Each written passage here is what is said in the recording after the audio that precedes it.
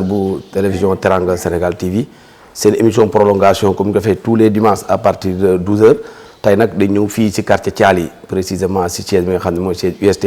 seeti le grand Zale moom kenn doon ko présenté ci Thiès monde football Thiès waa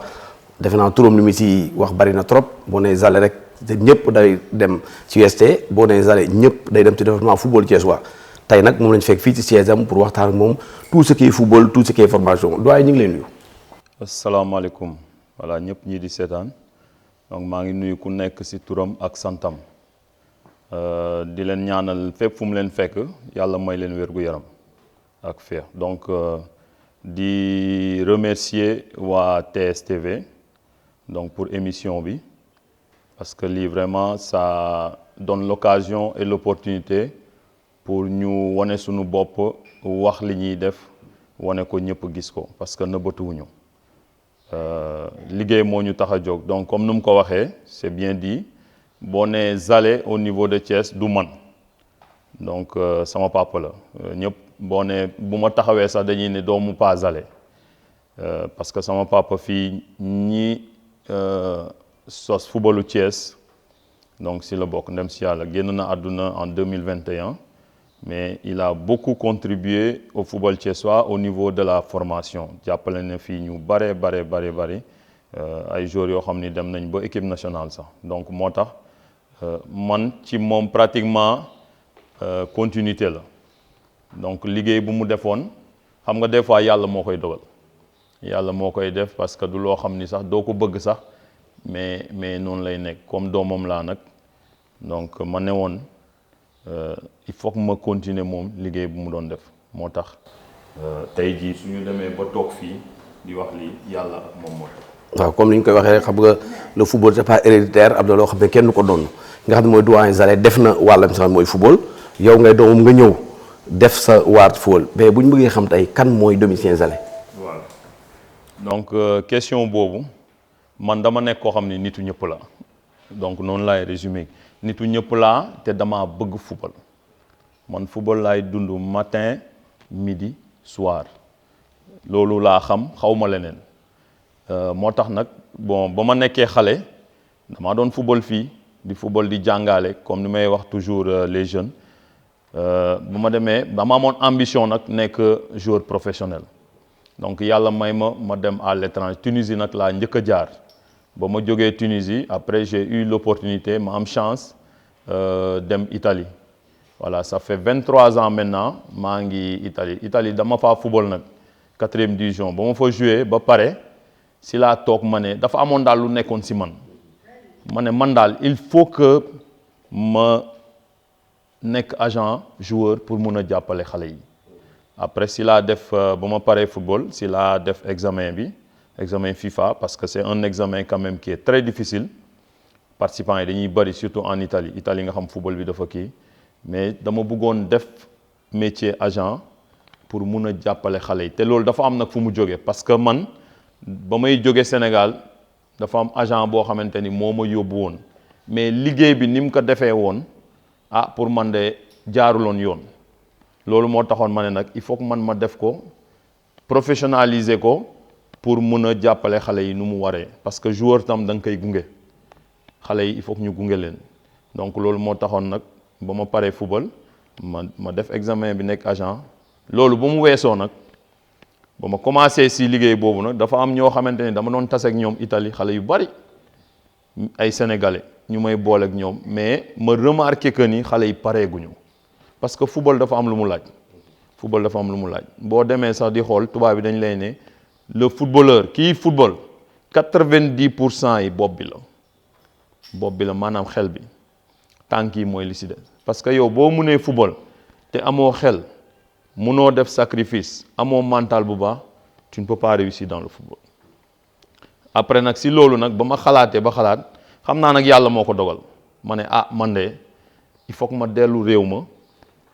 teg fa benn académie pour mun a préparer les jeunes avant ñuy dem Europe parce que boo jógee fii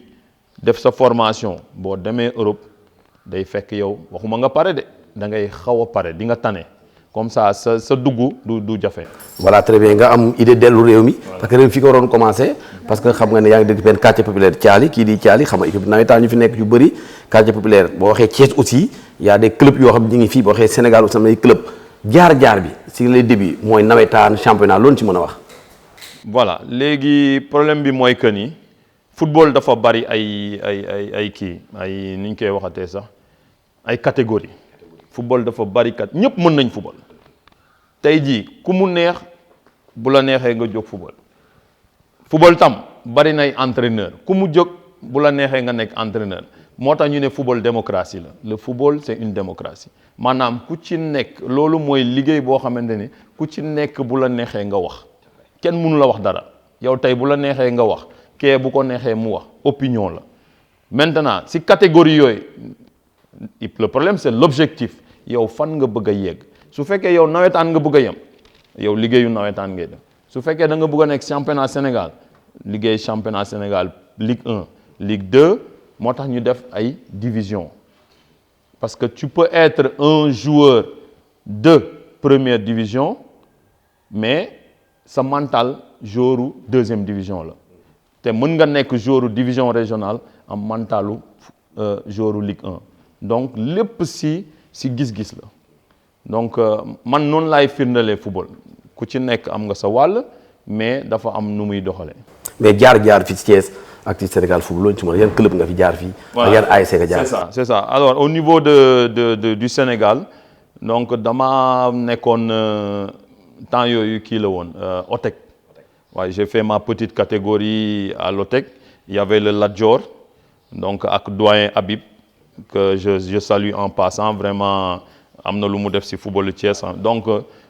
genre rivalité boobu moo amoon il y avait OTEC rivalité sportive évidemment dafa amoon OTEC am Lat Dior donc man maa ngi nekkoon OTEC après loolu si loolu la màggee j'ai même gagné le concours du jeune footballeur au niveau national quand j'étais U13 ou U14 je ne me rappelle plus donc maa gagné woon concours jeune footballeur fii au niveau national après si loolu après moi j'aimais bien les études quand même après à un moment je ne savais pas quoi choisir ou les études ou le football bon ma essayé jongler yëpp parce que yombul entraînement yi dafa metti mais soo bëgg amee passion loolu daf lay jàppale après loolu si laa dem nag jouer nawetaan j'ai joué ici à Thiali en étant très jeune j'ai joué à Thiali après ma dem Dakar bon comme le niveau il fallait que j'augmente un peu le niveau ma dem jouer zone 2 HLM Fass ñooñu ku si dégg HLM Fass rek xam nga ni nawetaanu Dakar c'est un autre niveau après cela j'ai été recruté à la douane ndem si yàlla Karim Séga Diouf moo nekkoon sama entraîneur on avait gagné en ce moment-là la Coupe du Sénégal et le championnat on a fait le doublé bon ça c'était les années 97 on avait une très très très grande équipe au niveau de la douane voilà Mbaye Ndoye moo nekkoon feu Mbaye Ndoye moo nekkoon sunu président il était même au niveau de la fédération léegi ba ma jógee foofu nag si laa dellu si rail parce que après comme à la douane je ne jouais pas parce que les places étaient vraiment très difficiles la concurrence était rude il fallait que je retourne à la base au niveau de l'US Rail et donc léegi ba ma joué rail nag année boobu si laa dem à l'étranger. Bon, il y avait, bon, ça fait très longtemps, il y avait Pascal Gomis, je crois, Pascal, oui, il était le capitaine. Il y avait Landing Diatta, défenseur central, Landing on le connaît, ici au niveau de Thiès. Il y avait Bekay aussi, donc pas mal de joueurs aujourd'hui qui sont aussi des encadreurs au niveau du football. Voilà, c'est vrai, bi nga defaatee retour ñëw fii au Sénégal gis nañ ni ci centre woon na UST tur bi lan moo ko indi UST. Voilà, donc le nom UST, c'est pour finir comme moi, Union Sportive Thiessoise. Voilà, donc quand je suis revenu à Thiès, je cherchais quand même, affiliation, mais c'était pas facile. C'était pas facile. J'ai contacté pas mal de structures pour relever leur équipe. Mais moi, il m'a dit, man damay def, mais man yalla moo may teg si yoon daal bon aussi peut-être ce n'est pas un hasard yàlla boole ma ak doyen Habib parce que l'équipe appartenait au doyen Habib. Donc on a parlé, on a trouvé un terrain d'entente, donc on a relevé l'équipe. De là, c'est parti UST. Beaucoup de monde change tour bi nag parce que il y a le nom Thiès qui est représenté dans tout ça. Donc ça m'a plu, j'ai dit que bon, pourquoi pas retenir le même nom. Ci foofu daal la kiiwee. waaw ñuy fàttali doyen Habib moom c'est un élément fondamental du football thiessois moom boo tapé aussi moom vraiment gis nañ ni def nga le bon choix mais centre dañu gis bari na mais objectif yi bokkul. UST objectif am lan la au juste. Voilà, donc Union sportive thiessoise lan moo tax ma créé ko def ko académie. C'est comme une comment on appelle ça laboratoire du football. Fii laboratoire la. Laboratoire moo naaw fu ñuy préparer échantillon. Voilà, man loolu moom mooy sama gis-gis nag. Comme football naa Europe nekk naa fa dugg naa ci centre de formation yëpp gis naa li fa nekk. Donc moi je me suis dit mais pourquoi ne pas créer chez nous ce qui se passe en Europe. Damaa jël li am fële ma andi ko ñëw teg ko fii. Voilà moo taxoon nag ma créé centre yi bari na trop mais liggéey bi moo wute ak objectif yi. Moi mon objectif c'est de former les jeunes comme ni ma la ko waxee ñu pare pour dem Europe parce que ici il y a tout. Boo xoolee visiter nga il y a vraiment un cadre bon pour se reposer. Xale yi bu ñu footballé ba pare am nañu vestiaire parce que le vestiaire fait la différence. Au niveau du Sénégal man football naa fii nous à notre temps on n'avait pas le vestiaire parce que yow boo amulee vestiaire ci équipe yow man ak yow du ñu mën a xamante. Le vestiaire c'est intime fii la ñuy nekk di sangoondoo di ñooy pare toog waxtaan seetaan football donc ça nous permet au-delà du rectangle vert de se connaître, de devenir des amis et d'être une famille parce que football famille la. Football famille moo tax loolu mooy tax bu ngeen nekkee terrain ngeen di mun di jàppalante parce que miinante ngeen. Donc idée boobu comme j'ai vécu le foot donc je me suis dit mais pourquoi pas donner aux enfants l'opportunité de vivre déjà le professionnalisme entre guillemets parce que le professionnalisme c'est d'abord au niveau mental avant de le vivre sous forme de contrat et autres. Donc loolu moo taxoon mais je ne suis pas le premier. Voilà, je suis pas le premier, il y a Génération Foot, il y a Jambar, il y a Dakar Sacré-Cœur ñi nga xamante ni vraiment ñun dañu war a roy ci ñooñu parce que tey jii su footballu Sénégal tollee fu mu toll c'est vraiment grâce à ces gens-là qui ont eu l'idée, la vision et la passion pour mettre en place ay structures yu mel noonu. waaw c'est vraiment dañuy gis ni ko mel ne ay Mali Touré moom ñu koy remercier à chaque fois dama ko wax ci plateau yi parce que booy gis commencé national commencé U17 U20 équipe nationale yëpp booy seet joueurs yi dañ ciy génn ci loo bi carrément mais dañuy gis léegi bon centre yi dañoo nekk rek usine de fabrication de chômeurs li tax ma wax loolu mooy presque moyen dafa yomb léegi dañuy jël les gosses jox leen équipement chaque fois téye leen ci centre yi ba à un certain moment ñu libéré leen. ñu si bëri bu ñu ciy dugg nii partenaire du ñu am partenaire du ñu am link du ñu am dara créer un centre jox leen ay maillots téye booy jusqu'à un certain temps ñu libéré leen mais est-ce que objectif bi centre boo koy def doo am ay partenaires pare seet fi nga jëm soo ko def est-ce que UST xalaat na ci loolu. Voilà donc comme ni ma la ko waxee rek il faut un langage de vérité il faut toujours avec les enfants ñu leen di wax dëgg di bañ a di nëbbante ak ñoom parce que soo demee di xool ñaata joueur ñoo am ci monde bi ñaata joueur ñoo am Sénégal ñaata joueur ñoo am dans les régions pour arriver dans les quartiers et les centres football dafa gaaw maintenant le problème du football c'est que âge la ñuy laajte football tey mën nañ la ne parce que en Europe bon moi je suis agent on me demande des joueurs qui sont nés en 2005-2006. Voilà, parce que la formation en Europe, c'est ce que ça demande.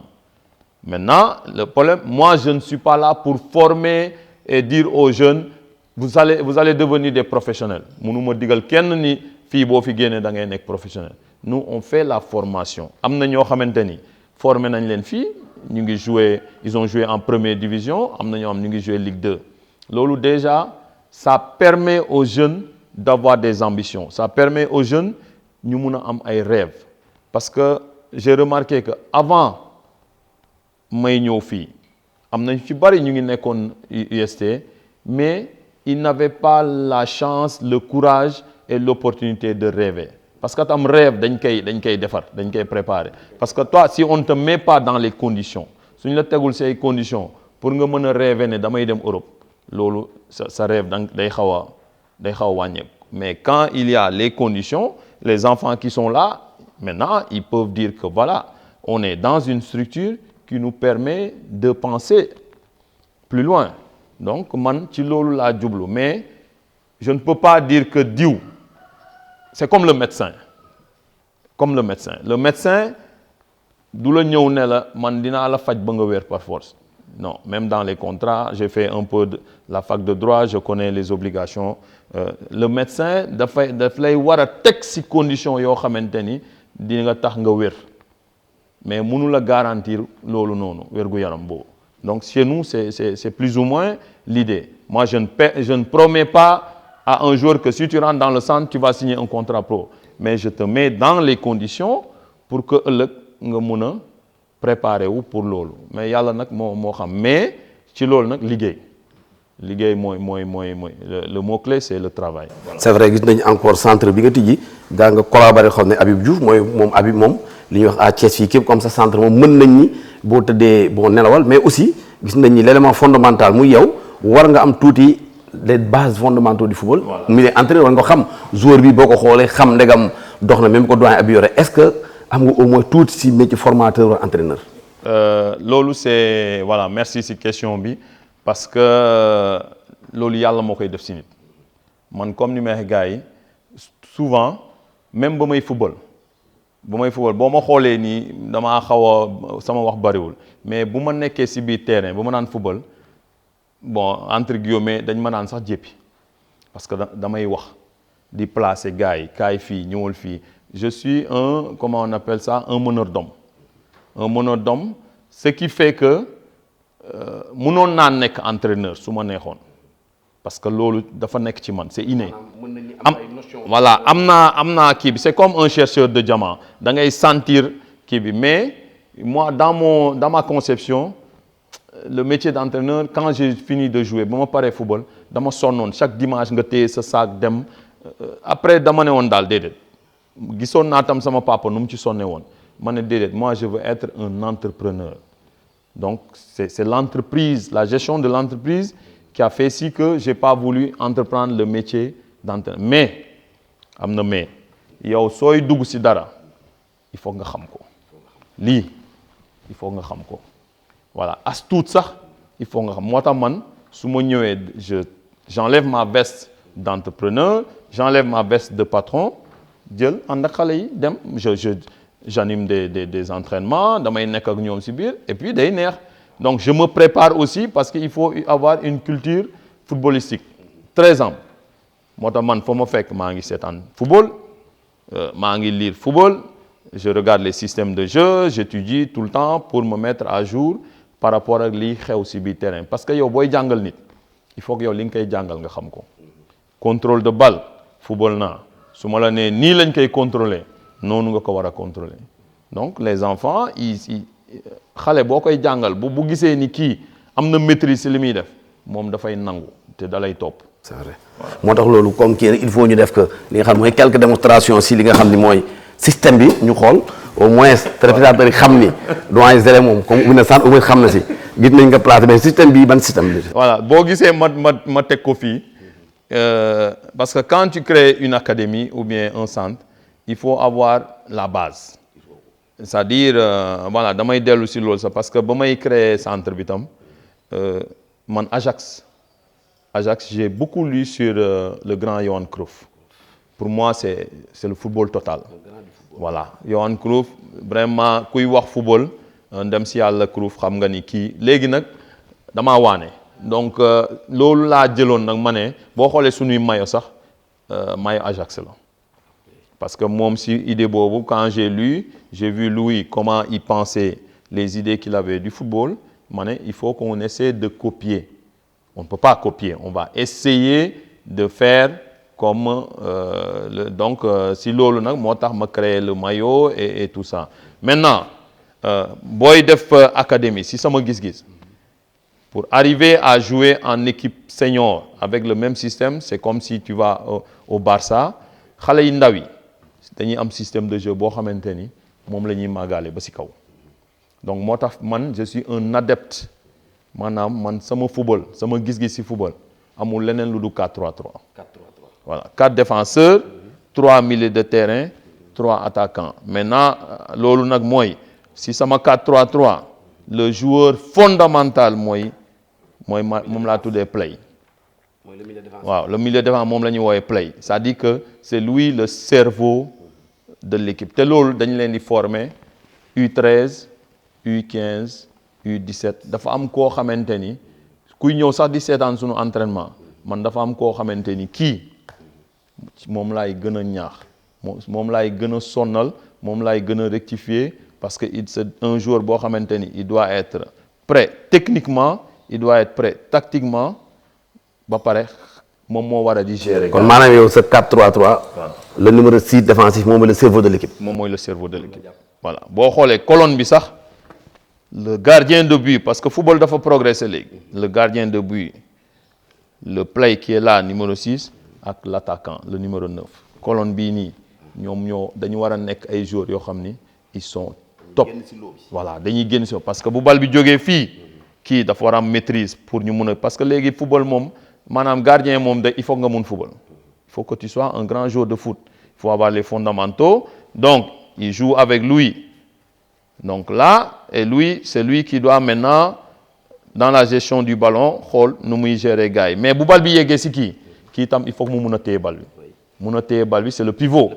Le pivot doit savoir vraiment tenir le ballon pour faire remonter l'équipe. Mais le système 4-3-3, est-ce que c'est obligé rek da nga football benn milieu défensif ak 2 milieux offensifs? Bon, voilà, tu vois, le 4-3-3 aussi peut varier. Il peut devenir un 4-2-1-3. Donc, tu vois, kii nii mën na nekk 2-6 ak benn numéro 10 comme ni nga ko waxee yow tam am nga dégg-dégg si donc c'est pas dit que 4-3-3 lii non mais man nii laa ko kiiwee donc mën na nekk kii nii kii nekk nii donc il y a aussi des systèmes qui peuvent varier en 3-5-2 ou bien ce qu'on appelle en Italie aussi. Mais comme système bi ngay teg yow comme mën nga ko jouer à n'importe quelle situation ñu mëne la wala équipe mëne la wala nga soxla match nul wala victoire wala défaite lu ci mënte am défaite parce que kenn du soxla défaite mais nga soxla match nul wala nga soxla victoire. mën nga football 4-3-3 si situation yëpp. Non, le 4-3-3 c'est un système qui regroupe sur le plan offensif que sur le plan défensif mais alors man je suis pas un technicien. xam nga man loolu dama koy éviter sax am naa ci ay notions dama ne lii c'est la base de notre centre lii mooy sunu base man xale yi yëpp ñun ba ci suuf dañoo toog d'accord ak coach yi yëpp ñu ne on va utiliser ce système 4-3-3 donc il faut 3 milieux de terrain parce que quand tu as 3 milieux de terrain tu as une densité tu as déjà une densité dans le milieu maintenant am na ñu bari ils jouent avec 3 défenseurs centraux avec 5 milieux de terrain mooy maanaam 3-5-2 bi donc ils sont là il y a les milieux externes ak les 2 attaquants te lii nii mën na des fois mu changer en 4-4-2 donc football daal ci dégg-dégg la rek. 3-3 mooy système bi xam ne presque 80% des matchs moom nga ciy gis en général. moom ngay gis si football bi parce que c'est un système d'attaque 4-3-3 en attaque tu es couvert. Aussi sur le repli défensif aussi tu es couvert moo tax nag ñëpp léegi moom la ñuy gën a utiliser quoi le 4-3-3. loolu c'est bu ñu ñëwaatee ci centre balaa ñëw terminer léegi pour nga intégrer UST nan la. Voilà donc maintenant on a atteint sur le plan du web internet am nañu visibilité bu baax donc on est tout le temps sollicité pour dugg ci académie parce que gis nañu ñun suñu académie. Yàlla may nañu ba nga xamante ni on est un des rares points de chute yoo xamante ni xale yi du ñu fay transport ñun ba ñuy football ñun da nga daan doxe des kilomètres ou bien da nga daan sol sa équipement sa kër daw dem terrain tu t'entraînes nga dawaat ñëwaat mooy li ma la sànq rek football dafa am lu mu laaj moi je peux pas me permettre de créer un centre et de ne pas mettre les conditions pour dimbali xale yi moo tax damay xam ni fii am na naaj dafa tàng poussière beeg yooyu maintenant ma ne xale yi laajuma leen dërëm nous on demande fii kenn du fi laaj xaalis kenn laajul kenn 1 franc donc les enfants pour rentrer dans le centre ils vont faire des tests d'entrée moi je prends les meilleurs joueurs pour rentrer dans le centre loolu c'était aussi pour créer un certain équilibre.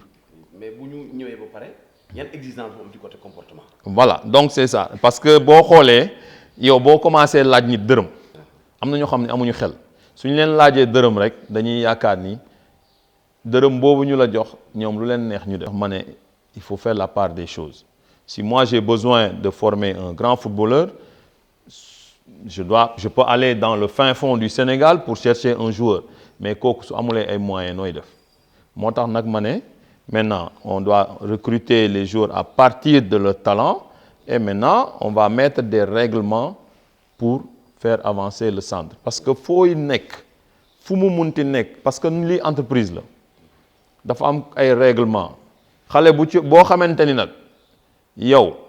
mënoo respecter règle c'est pas facile hein c'est pas facile parce que des fois c'est au niveau de la famille que ça commence parce que ñëw naa fii remarqué naa ko les enfants qui arrivent ici ont une base culturelle ou une base au niveau de l'éducation civique et familiale vraiment -0 du ñoom c'est pas leur faute c'est l'environnement c'est la famille parce que ñun waajur yi fii ñu baal ma su ma duggee ci thème boobu parce que c'est un thème sensible ñun taluñu xale yi te loolu c'est pas normal dans une société qui veut avancer les enfants sont à la base du progrès loolu moom amul gis nga affaire bi comme gis ngeen ni Sénégal di doxee man politique xawma ci dara bëgguma sax waxu politique mais ñun suñu réew nu muy demee si on ne commence pas à éduquer les enfants à la base difficilement on va redresser la barre parce que bon j'ai fait l'expérience moi quand j'étais en Europe parce que je viens du Sénégal amoon naa ay problèmes pour sama début dafa metti woon parce que y avait trop de règles en Europe même dans le football da ngay ñëw ñu tegal la si ñun fii dañuy football di daw rek maintenant pourquoi le football sénégalais a avancé parce qu'il y a les académies où on enseigne aux enfants au moins des fondamentaux au niveau de la tactique donc dans un centre dans notre académie il y a des règles moo tax may wax xale yi il faut faire des choix il faut ngeen tànn mënoo bëgg lii bëggandoo lee donc quand tu rentres dans l'académie UST nous on a des exigences soo ko mënee respecter nga toog soo ko mënul respecter dañuy jàmm rek la ñuy dox ñun nga dem parce que y a pas mal de centres d'académie mais nous on a des règles le loisir xale yi dañuy sol ñoom ñëpp lu ñuy niroo sooy ñëw fi ba yegg si fii tu te mets sur une chaise bien commode tu te changes tu mets tes équipements tu vas aux entraînements fini les entraînements tu reviens tu prends ta serviette et tu fais la douche da ngay sangu ba set boo paree nga yéeg si car bi day taxaw xaar la nga dem ñibbi xam nga loolu noonu loolu neex na de. mais étude bi xaw ngeen ko favoriser tuuti. voilà donc aussi sur le plan des études aussi xale yi fi nekk yëpp macha allah ñoom dañuy dem école voilà on a de la chance aussi des fois on regarde les résultats il y a des gosses qui sont là qui jouent au foot ils sont premiers dans leur classe te des fois am na ci ñoo xamante ni bon je ne veux même pas le dire mais c'est l'occasion dama leen di ne chaque fois si vous avez des problèmes au niveau scolaire nous on paye les cours extra am na ci ñu ko defal ñoo leen doon fayal école ba yàlla def na donc et aussi les parents des académiciens j'organise des fois des rencontres ku ci nekk boo ñëwee nga wax sa xalaat wax xale bi nan la nekkee kër ga ak koñ ba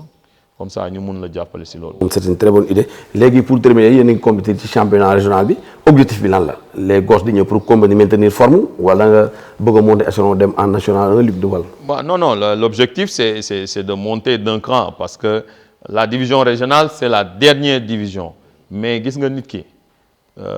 sooy def dara da nga koy def mu leer moi je peux pas venir parce que on a créé le centre il y a 2 ou 3 ans da ngay def ndànk soo buggee dem fu sori da ngay def ndànk italien bi loolu lay wax Chi va piano va sano va lontano mooy kuy dem ndànk di nga dem ndànk ak voilà di nga dem ak jàng yegg ak jàmm. Bon les années yi passées bon kii woon nañ sax ba génn ci poule bi. L'année passée on a fait une très mauvaise saison parce que sur le choix des hommes on a fait des erreurs parce que tam dans un processus il faut qu'il y ait des fois des faillites ça fait partie si tu ne soo bëggulee loolu doo dugg ci sport il y a des moments yoo xam ni ça ne va pas il y a des moments c'est la parabole de la vie football mooy firndeel àdduna man noonu laa ko gisee tey day neex suba du neex maintenant les années passées ren sama objectif mooy la montée en national voilà donc cette année c'est déclaré donc je vais mettre les moyens pour essayer de centrer l'objectif mais après le football c'est pas parce que yow bëgg nga lii rek que nga koy am parce que y a les autres équipes aussi qui sont là qui ont aussi les mêmes objectifs. C'est vrai dernière question gis nga nag yéen a ngi ci ligue bi yéen a ngi ci football bokk ngeen ci monde du football mais tey district bu Thiès ak la ligue organisation football yeeg match yi ni ñu ko gisee est-ce que am ngeen satisfaction. Voilà parce que bon am nañ satisfaction amuñu satisfaction moi je suis pas tout le temps sur le terrain. Bon, au niveau de la division régionale, je crois qu'il y a une assez bonne organisation. Assez bonne organisation. Lenn loo xamante ni moom laay déplorer mooy sama metti. Et aujourd'hui, tu m'as donné l'occasion wax ko. Il faut que ñu gën a góorgóorlu au niveau de la petite catégorie. Au niveau de la petite catégorie, moi je me dis que si on veut jouer au football en 2023, man munuma man ba ma fi nekkee man les terrains yoo xamante ni man maa ngi ci doon jouer 25 ans après on joue sur les terrains non c'est pas les mêmes terrains pire tu as compris la différence voilà c'est ça que je déplore loolu moom mooy sama metti parce que man ba ma ñëwee jël naa terrain fii defaraat ko waxuma ni c'est parfait mais jéem naa pour mettre les jeunes dans les bonnes conditions man je ne peux pas accepter que mon équipe moi je fais des efforts que les enfants aillent jouer parce que la dernière fois j'ai failli retirer l'équipe dama bëggoon génne xale yi mais ma xam ni dama leen di pénaliser ma bàyyi mais nañu góorgóorlu parce que mënuñu continuer di dem ci terrain football yoo xamante ni ci biir terrain bi day am potolampe terrain yi ay mbalit lañ fay tuur xottu butéel pont day am ay xeer donc ay sànje donc on doit faire des efforts je lance un appel nañu góorgóorlu bàyyi yëfu caaxaan te jàppale xale yi parce que les terrains de football c'est la base les terrains de foot les ballons les maillots les équipements l'argent du football doit revenir au football su ñu amee tuuti xaalis nañ ko def ci football bi jàppale xale yi moi vraiment c'est ce que je dis moo taxit maa ngi def lépp lu ma mën pour mën a parce que c'est simple le système n'est pas difficile mais je ne veux pas aussi me mettre à la place bëgguma jël liggéeyu jàmbur parce que ku nekk ak ni ngay liggéey dama leen di ñaan rek parce que c'est simple quand une équipe de première division joue ici au stade Lat Dior mais la première heure s'il n'y a pas de match pourquoi ne pas organiser les levées de rideau mais les levées de rideau ont existé quand nous on jouait au football pourquoi mënuñu delloo système boobu di def levée de rideau organiser parce que xale yi boo leen yóbboo terrain bu am synthétique mais ils sont contents. Voilà, donc je crois que ce système-là, je ne sais pas si c'est un projet, xawma ndax ñu ngi ciy bàyyi xel mais man pour sama gis-gis loolu war nañ ko delluwaat match bu amee match Ligue 2 ou bien match Ligue 1 s'il y a de la place qu'on organise un match de U15 un match de U13 en levée de rideau. Je crois que ça aussi ça permettra aux gens les familles de rapprocher du football et c'est un moyen pour faire avancer les choses au niveau régional. C'est vrai mbokk yi ba tey di fàttal rek seen émission prolongation tey ñëwoon fii kër doyen Zale seen mu defal ñu plaisir aussi ñu seet ko waxtaan ak moom fii ci centre bi nga xam ne mooy UST di wax rek doyen Zale xam naa l'émission moom tire à sa fin dernier mot bi lan la. Bon dernier mot bi di leen remercier vraiment ça fait plaisir d'avoir l'occasion di waxtaan ci mbirum football comme ni ma la ko waxee rek. man moom boo ma yeewoon sax 3 heures du matin di bëgg ñu waxtaan ci football damay jóg toog ñu waxtaan parce que si loolu laay dund si loolu lay gagner ma vie donc am naa ci expérience yu bari c'est pour cela j'essaie toujours de conseiller les jeunes di leen conseiller chaque fois parce que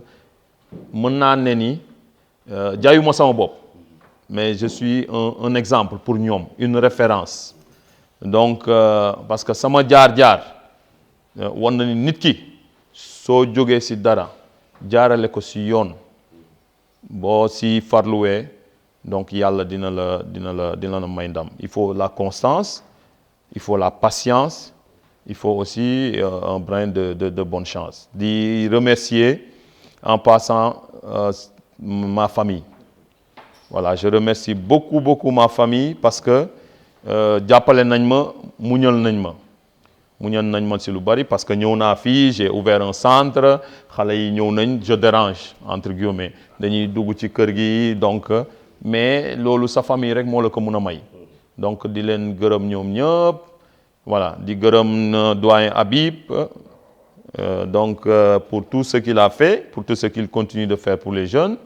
le coach Momar Lo il y a aussi le doyen Betega qui est là voilà Betega on le salue en passant le grand gardien buy jàppale xale yi il y a aussi Atanas le préparateur athlétique voilà c'est ça j'ai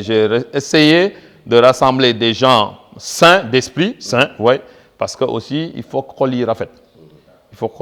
quand tu veux faire du football il faut xol yi rafet jàppalante am donc sama frère il y a mon frère Edouard qui est là moom mooy gérer tout ce qui est équipementier sama petite sœur moom mooy gérer lépp li nga xamante ni Sylvie lu jëm ci wàllum finance ak lu jëm ci wàllum